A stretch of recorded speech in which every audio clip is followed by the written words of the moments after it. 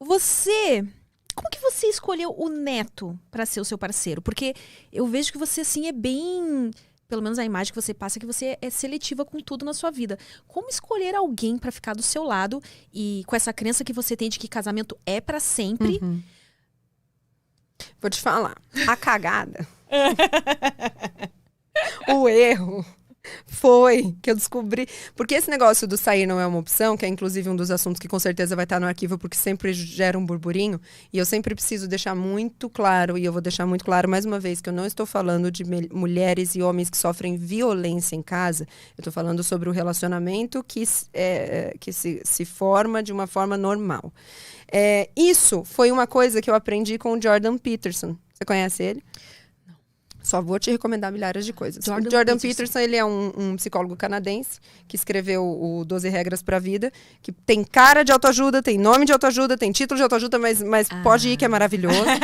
E ele ficou muito conhecido, muito proeminente uns 2, 3 anos atrás, quando no Canadá houve a coisa da lei para estabelecer que os pronomes neutros fossem usados por lei, e ele foi contra a questão da lei, e não contra a questão do pronome existir, mas de ser uma imposição na fala, porque isso feriria o free speech, né? O livre discurso, como chama isso aqui?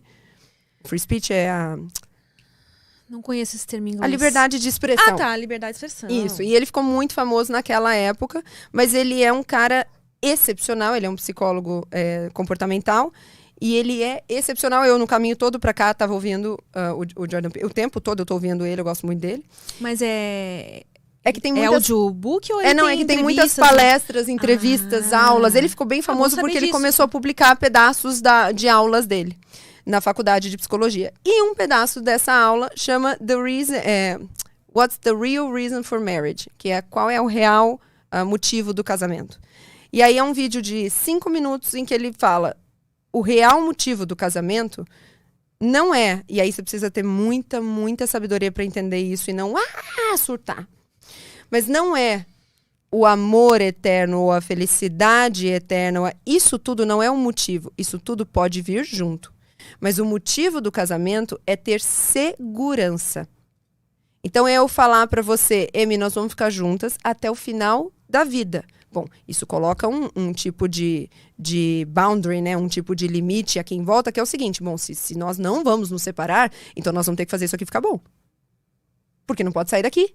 É como se nós duas fôssemos presas aqui nessa sala e falar, vocês vão morrer aí. A gente vai morrer em pé de guerra? Não, né? A gente vai ter que dar um jeito. E quando a gente brigar, a gente não vai falar, cara, a gente vai ter que ficar a vida inteira aqui, dá pra gente tentar chegar num consenso? É isso. Então, ele fala, nesse vídeo, ele fala, as pessoas dizem, eu gosto de ter a ideia da possibilidade do divórcio, porque isso me faz sentir liberdade.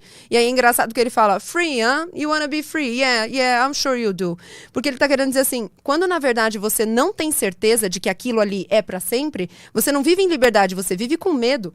Você vive feito um gato escaldado, porque você sabe que a qualquer erro grave que você cometeu, o outro vai te deixar. E aí você, de repente, por causa disso, não quer comentar sobre um trauma que você tem de infância e isso te deixa muito pra baixo. E aí essa pessoa vai insistir pra tentar saber disso, porque ela nota que isso te deixa pra baixo e você vai ficar puto porque você não quer falar. E aí ela vai ficar mais puta ainda porque você não quer falar. E aí vocês dois vão brigar e, na verdade, vocês estão todos brigando porque vocês têm medo de serem deixados. Então, quando a instituição bota até que a morte o separe, a ideia é, você tá seguro aqui. Então, você tem espaço pra melhorar. Então, quando eu descobri esse vídeo, eu tava com o Neto. Aí eu falei... Tipo, já tinha escolhido. Eu falei, já não foi. Vou sair daqui. Foi isso mesmo. Eu acho que eu tava com o Neto uns 2, 3 anos, esse vídeo caiu na minha mão. Eu olhei, foi 5 minutos de vídeo, eu falei, faz todo sentido. Porque eu tenho também na minha cabeça já a ideia do cristianismo, do casamento ser para sempre. E eu sempre falei que a visão do cristianismo de um relacionamento é perfeita. Porque a ideia no cristianismo é que o homem ame a mulher como Jesus amou a igreja. E a igreja se submeta a Jesus e a mulher se submeta ao homem como a igreja se submete a Jesus. Quando a gente fala isso, as pessoas não entendem. Elas falam, então ela tem que ser submissa, ele manda nela. Não, a igreja não é submissa e ele manda nela e isso é ruim. A questão é, ele está lá para ela, para dar a vida por ela, e ela vive para adorá-lo por isso, entende? Isso é uma analogia, não é o que tem que ser com o seu marido. Mas eu já tinha isso na minha cabeça, de tipo, não, isso funciona, não há dúvida, funciona. É que a gente não consegue fazer É Mas bem difícil, é algo bem muito difícil. Mas funciona, certo? Mas eu entendi totalmente, realmente, olhando por essa perspectiva. Se você não pode sair dali... Você vai fazer ficar bom. Tem que, porque daí né? o que as pessoas, Tem quando não entendem, falam, então você vai ficar aí mesmo se tiver ruim? Porque eu vou fazer ficar bom. Porque essa coisa do falar assim, não tá bom, também não vou atrás, já conversei, não vou conversar mais, isso é típico de quem pode sair. E aí você vai sair de quantos casamentos ao longo da vida? Todos. É o que tá acontecendo bastante ultimamente. As pessoas vão saí, um casamento e quando eu falo, outro, isso é importante ou não porque casando. eu saí de relacionamentos antes. Por isso que eu tô te falando, como você escolheu o Neto? Eu não escolhi. É que quando esse pensamento, quando esse conhecimento chegou pra mim, era ele que tava ali. Se esse pensamento tivesse chegado pra mim no meu relacionamento anterior, eu teria feito o mesmo. Entende? E como é que faz quando só um dos lados tá com essa firmeza de não, vou fazer dar certo, vou no meu limite, até onde... Pensa que lá em casa não foi, os dois viram o vídeo. Então... Demorou. Não, eu mostrei pra ele, mas não necessariamente. E eu vou te dizer o seguinte, o começo do meu relacionamento com o Neto foi muito turbulento, muito. A gente brigava todos os dias, e eu tô falando de brigar feio, eu tô falando de eu ter ido pra cima dele umas 2, 3 vezes. As pessoas olham a gente hoje falando, não imagino sobre o quê. Nossa, mas qualquer coisa. Foi feio. A gente tinha uma piadinha, sabe aquela placa que fica em fábrica, estamos sem acidentes há 3 dias? Sabe assim? O nosso máximo tinha sido 3 dias e tinha acontecido 2 vezes em 2 anos. A gente brigava todos os dias. Quando eu vi esse vídeo, e eu falei, porque eu vivia nessa de, será que eu tenho que sair daqui? Não era pra eu estar aqui. Cara, eu acho que eu ia ser mais feliz sem estar aqui. E qualquer amigo que vivia comigo, ou que convivia, ouvia nós dois, com muita razão falava, gente, sai daí, isso não é pra vocês, não é isso, não é saudável, não tá fazendo bem, não sabe essa coisa toda que, na verdade, tem razão de ser dita? E aí, então, quando eu vi esse vídeo, eu falei, não, faz sentido, eu vou ficar. O Neto só conseguiu sentir segurança quando eu dei segurança pra ele. Entende? Então eu precisei puxá-lo pra isso. Alguém tem que tomar iniciativa. Alguém tem que tomar iniciativa. E aí assim, mas e se eu tomar essa iniciativa e ele não? É o risco que se corre. Bem-vindo à vida, cheia de riscos de dar errado. Mas é muito mais trabalhoso. É muito mais trabalhoso. Requer muito mais sabedoria da mulher ou do homem, se for ele no caso, muito mais. É o risco. É porque... O próprio Peterson fala isso, tipo, ele fala, what's the alternative? Qual é a alternativa? Você quer fazer então o quê, então? Entende? É a única, eu vejo como a única chance de... E você não está dizendo que as pessoas têm que fazer isso na vida delas também, né? Mas, é o que gente, funciona pra você. Eu fico, Amy, tão triste da gente ter que deixar claro, entre adultos, que nós não estamos dizendo o que vocês têm que fazer, que eu estou dizendo sobre o meu casamento. Só para você ter uma ideia, Amy, do quanto as pessoas têm pouca noção disso, eu nunca dei um conselho para um amigo meu dentro dessa linha de raciocínio. O Eric, que vai vir aqui em algum momento, vai te falar. Porque no relacionamento anterior do Eric, eu já pensava desse jeito e eu falava para ele, eu acho que você tem que sair daí. Entende? Então não funciona para todo mundo. Sim. A pessoa tem que ter a sabedoria de analisar. Não, realmente eu tô aqui, é água batendo em pedra, nada vai mudar. Exatamente. Mas que pelo menos ela... Até porque tem o seu limite também. Porque eu tô dizendo isso, mas eu conheço o meu limite também. Porque o limite não é só apanhar. Porque quando eu falo, olha, para caso de violência isso não vale. Sim, mas e se não for apanhar, mas for, sei lá, um abuso mental muito forte? Talvez esse seja meu limite. Talvez nesse momento eu fale, olha, para mim isso aí não era uma opção, mas eu preservo minha vida e minha cabeça, talvez mais do que... Você entende? Então, assim, cada relacionamento tem sua própria dinâmica. A gente tá falando, lógico, de um modo muito geral. Realmente tem que deixar claro para as pessoas. Aqui também? Mas, sei Todo lá, né? lugar, né? Sei lá. Mas eu quero resgatar um pedacinho da nossa conversa aqui, antes, nos bastidores, que você estava falando de corpo, de mostrar e tal. E aí eu comentei com a Lara que eu vi umas fotinhos dela lá, das antigas, né? Que ela mostra de bumbumzinho pra cima lá na piscina. Bundinha E você falou, eu não posto mais porque o Neto não deixa. Neto não deixa, eu respeito, Neto não deixa. Tem isso, que é assim, ó. Tem coisas que eu não quero abrir mão de fazer na vida. E aí o Neto vai ter que entender. E tem coisas que o Neto não quer deixar de fazer na vida. E o trabalho dele vai ser me fazer entender. Mas tem coisas que eu não faço questão. E que não custa abrir mão. A chave tá aqui. Não custa abrir mão. Se arquivar uma foto que deixou ele desconfortável, fosse uma coisa que é importante pra mim, seria o meu trabalho convencê-lo do porquê aquilo não vai sair dali, porque é importante pra mim ter aquilo ali. é que sobre essa questão não é importante. Não me custa nada. Aí, assim, eu vejo os ciúmes como uma coisa triste, muito triste, do tipo, eu tenho muita pena de quem sente. Eu imagino o quanto sofre a pessoa que sente. É ruim sentir ciúmes. Você é ciumenta?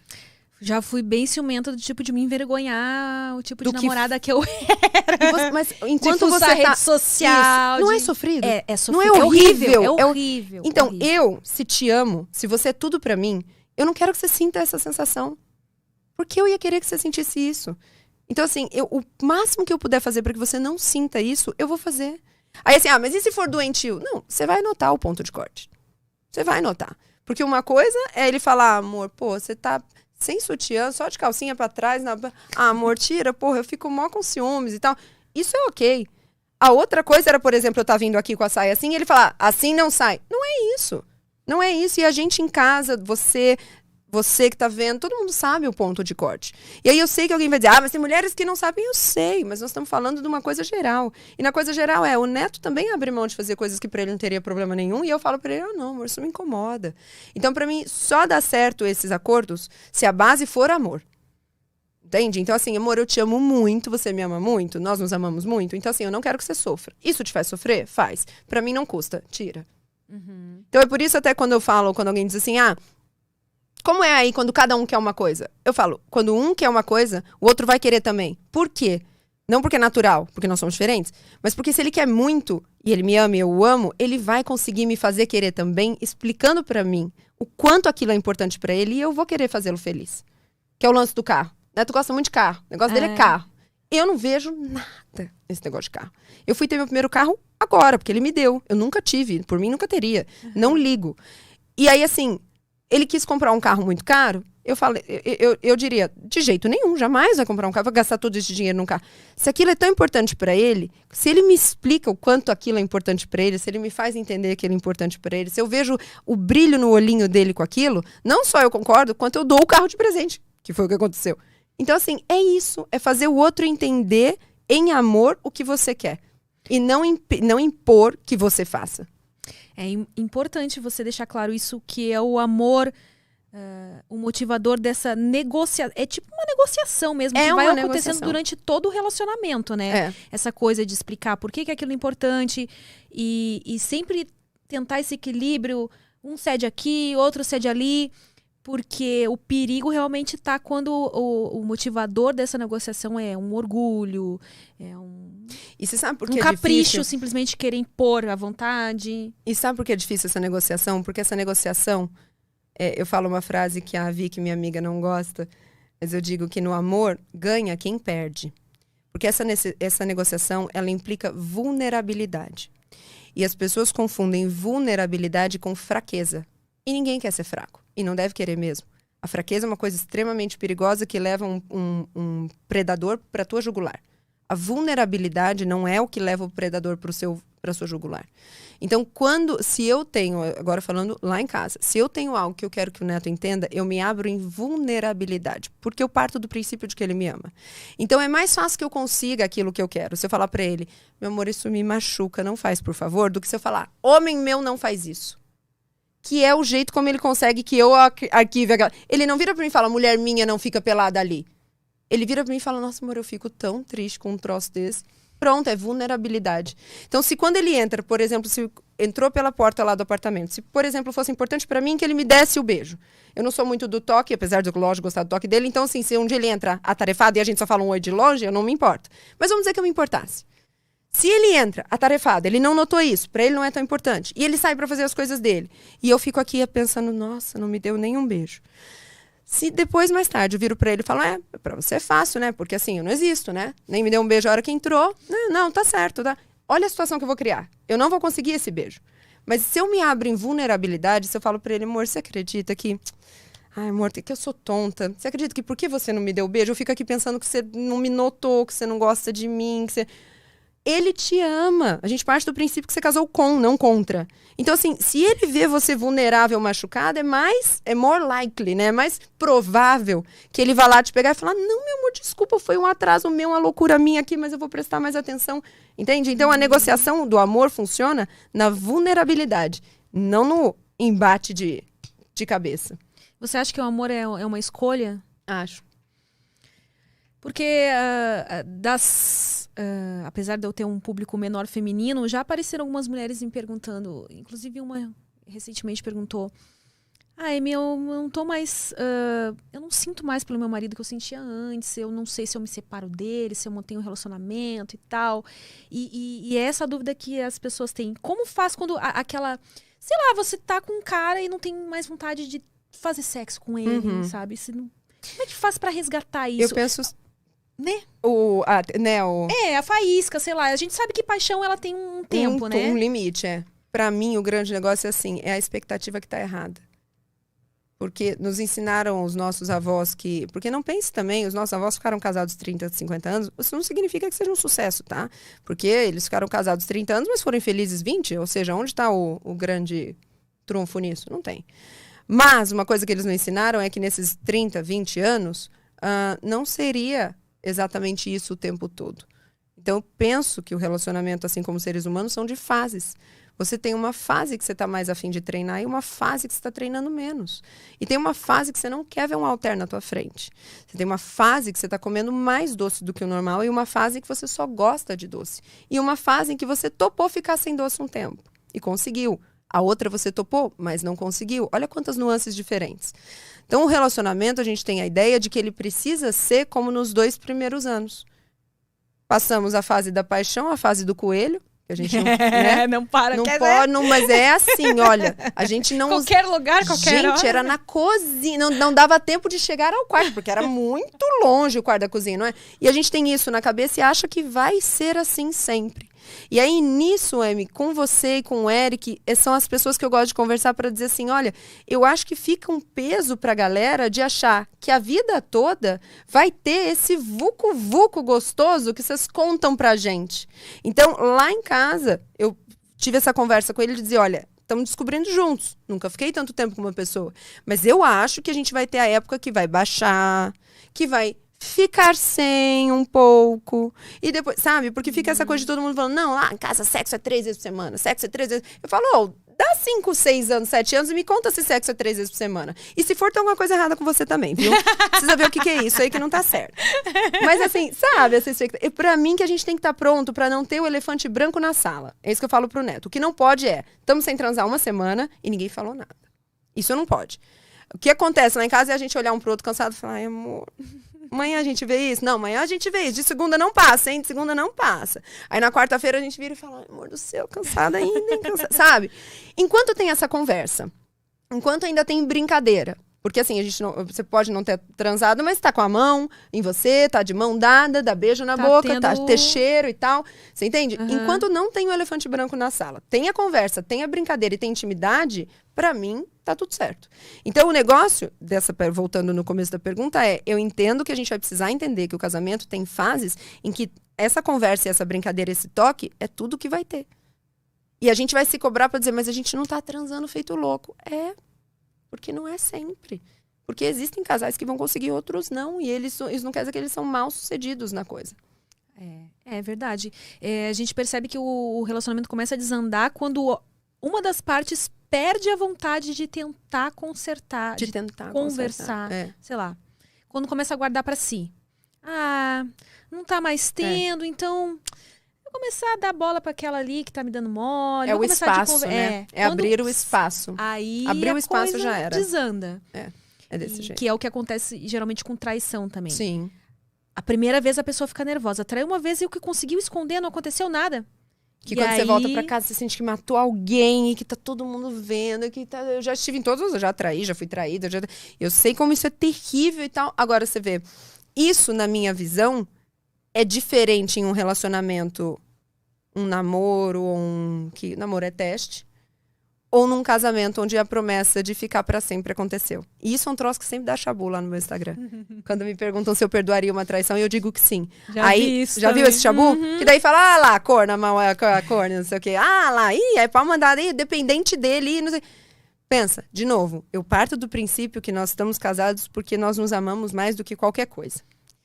Se um dos dois cometer um tremendo de um erro, Isso não quer dizer que foi sem querer, porque quando eu falo do negócio do erro, não é erro, é escolha. Sim, se alguém escolher errar desse jeito, se um dos dois escolher errar desse jeito, primeiro que a gente sabe que a traição nunca é um negócio tão... Tem todo um esquema acontecendo há muito tempo, né? Tem sempre alguém que desistiu, como você disse, o outro também deixou, e assim vai. Se isso acontecer, o fato de eu dizer eu perdoaria, não quer dizer que não me arrasaria. Não quer dizer que nunca mais o nosso casamento seria a mesma coisa. Não quer dizer que para sempre a gente carregaria esse fardo. Então, assim, quando você atira, quando você aperta o gatilho, a tua vida vai mudar para sempre.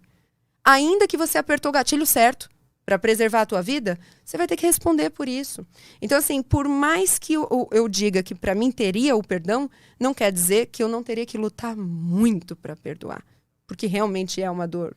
E é importante que o outro saiba disso. O outro sabe, né? Porque daí eles me dizem, mas o Neto sabendo disso, ele não se sente... Não, porque não é psicopata, caramba. Não é, me parece... É que às vezes para nós parece lógico, né? Para mim parece tão lógico que não, gente. É uma conversa que nós temos em casa, né? A gente não quer que isso aconteça. Mas é que eu penso sobre perdoar, não sei esquecer. Eu penso que perdoar é o ato ápice do amor, porque significa eu ter uma humildade tão grande de eu dizer... Eu não faria o que você fez comigo, mas eu amo mais você do que eu odeio o que você fez. Nossa. Entende? Para mim essa é a frase. É eu te amo mais do que eu odeio o que você fez para mim. Nossa, isso não é fácil. Isso é muito difícil.